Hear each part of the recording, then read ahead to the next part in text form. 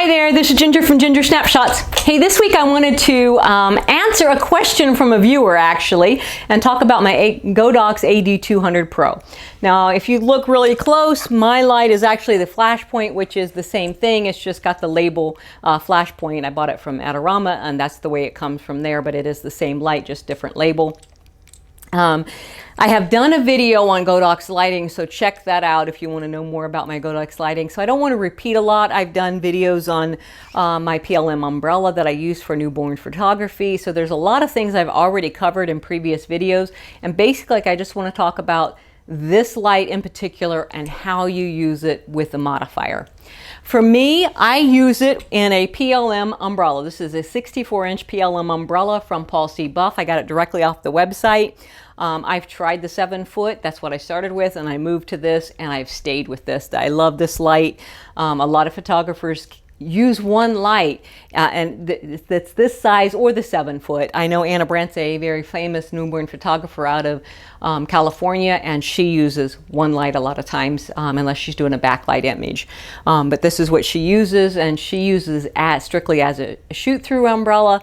Most newborn photographers have it facing this way to where it is the front facing. Sandra Cohen, that's a good one if you're interested in checking out one light setup. Sandra Cohen teaches lighting. She's on Instagram and she gives you a lot of free tips every week. But she uses it this way, in this direction, with the front facing. And she says, oh, I know it's wrong according to a lot of people's standard, but that's how she uses it.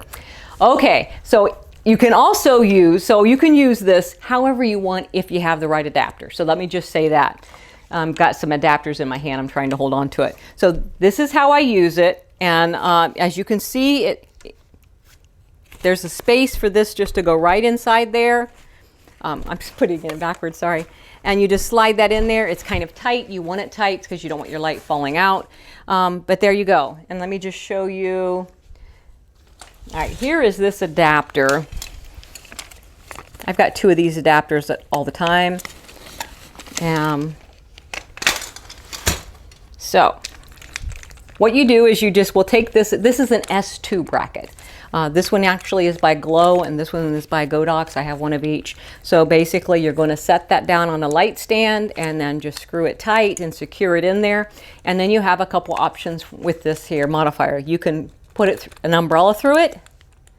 And this is what this is. So this is actually on my light stand with the umbrella rod poking through there. And then, you just tighten that. And so that's how that normally works. So you can actually use this with the small flash, and I have before. You have the option to, you can tell there's a little screw here that makes it a tighter or wider. For this Godox AD200, I am using it as wide, just about as wide as it'll go to get it in there, and then I'll secure it down. So if you want to use it with this way, this is how you do it. You're using it with an umbrella. That's what I use it for. This is an excellent modifier. I love it. But I purposely bought this here Godox Beauty Dish. I hope I'm not touching my microphone. I purposely bought this to be able to go on location for headshots. This is a 34-inch Glow Beauty Dish. It's really a softbox because it's double diffused. It's a white internal. I've got a video on that one as well. I love to try out different lights.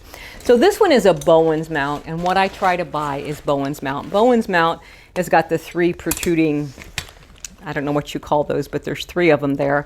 And then because this is Bowens mount compatible, you'll just place it on there. It's easier for me to place it on the ground and line that up with each other. Because you're trying to find all 3 little pieces, and then you're going to put them on there and click. I don't know if you could hear that click, but it clicks in place and you know that it's clicked. And there you go. You just open it up as usual, and then you would take this light out. If you have more than one, you don't have to take it out. It's hard to do with one hand. And then all you're doing is you're putting that on there. So the bracket itself goes on the light stand, and then this will stick out just a little bit. So that's how you use it. That's basically it. If you have a different mounting system, I'm sure there's different adapters, but that's what works for me. I do have another adapter that's just a what do you call it, hot shoe mount and an umbrella. It's an umbrella adapter.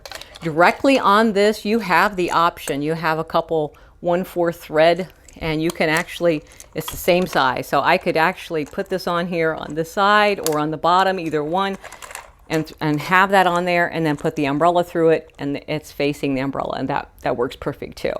So it's however you want to use it. This is the easiest one if you don't care about the Bowens mount. This is a good one to use.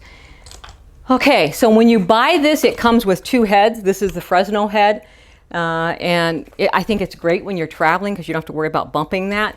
There's a release button, and you just slide that off of there, and it comes off real easy. If you want to swap it out, there's like pins right here that you want to match up. There's little screws here that you match the little holes inside of it, and so you're holding down that release button, and then you're just sliding that in there. You're matching up the 4 little screws. Like I said, it's easier when I'm not on camera. And you'll just change it out that way. Sorry. All right, there you go. So that's normally really easy when you're not talking and doing it. So it slides on there real easy. The battery pops out real easy too. You got a release button for it. It's a nice size battery. I've never ran out of power with it. It just lasts, it feels like forever. For what I do, you have a power button on the side, and you have an ability to change the channel of it. You name the channel of it. This one's A, and on my trigger it's A, and it just talks with each other. It can be in TTL mode, master, slave mode, however you want to put it. With the Fresno head, you have a model light. With this one, you do not. You can always test the power. This goes, and this is probably the biggest reason why I got this in the first place, was because my other lights were too powerful right up against a newborn. And so this is 200 watts, so it's a little bit lower power anyway. But then you can go down to 1/256 power, and that's the beauty of it.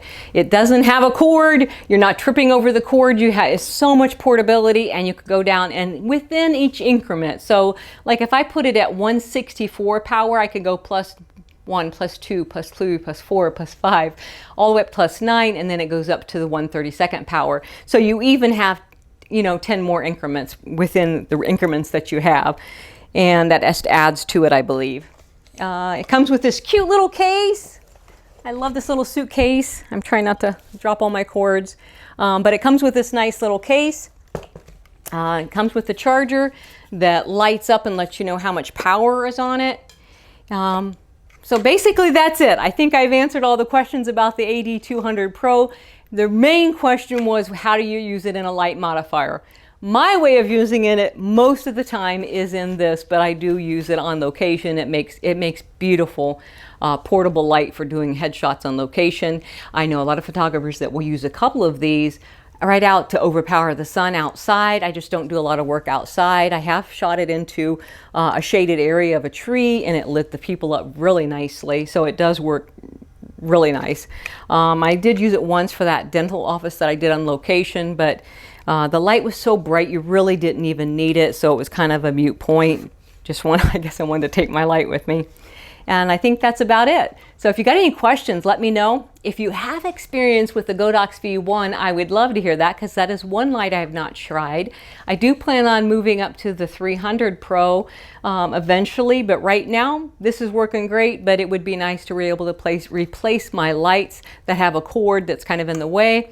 And I think that's it for this week. Have a great week. Hit like and subscribe if you will. Bye-bye for now.